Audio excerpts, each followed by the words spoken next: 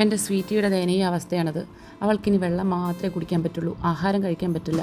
ആഹാരം കഴിച്ചാൽ സ്പോട്ടിൽ തന്നെ അവൾ വൊമിറ്റ് ചെയ്യും. അവളുടെ അവസ്ഥ അതാണ്. അതായത് കഴിക്കുന്ന ആഹാരം അവളുടെ കുടലിൽ നിന്ന് താഴോട്ട് പോവില്ല, അവിടെ കുരുങ്ങി ഒരു എല്ലിരിക്കുവാണ്.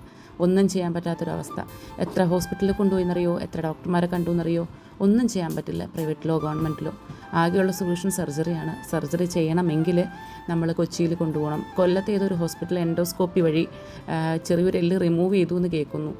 അപ്പോൾ എൻഡോസ്കോപ്പി പോസിബിൾ ആണോ എന്ന് നോക്കണം. അല്ലാന്നുണ്ടെങ്കിൽ ഹാർട്ട് ഓപ്പറേഷൻ തന്നെ ചെയ്യണം.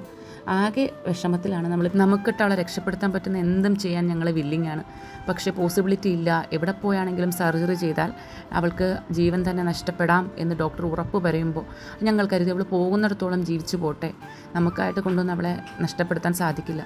ഇപ്പോൾ അവൾക്ക് വെള്ളമെങ്കിലും കുടിക്കാൻ പറ്റുന്നുണ്ടല്ലോ. അപ്പോൾ ഞാൻ പാലിൽ മുട്ട കലക്കി കൊടുക്കും, പിന്നെ കൂരവ് ലൂസായിട്ട് കലക്കി കൊടുക്കും. ഇപ്പോൾ ഇങ്ങനെയൊക്കെ ഞാൻ ചെയ്തുകൊണ്ടിരിക്കുന്നത്. അവൾക്ക് ദിവസം ചെല്ലുന്തോറും അവളുടെ അവസ്ഥ ദയനീയമായിക്കൊണ്ടിരിക്കുകയാണ്. എന്തെങ്കിലും ചെയ്യാൻ പറ്റുന്ന ഉടനെ ചെയ്യണമെന്ന് ഞാൻ ആഗ്രഹിക്കുന്നു. എന്ത് ചെയ്യും, ഒരു പിടിയുമില്ല.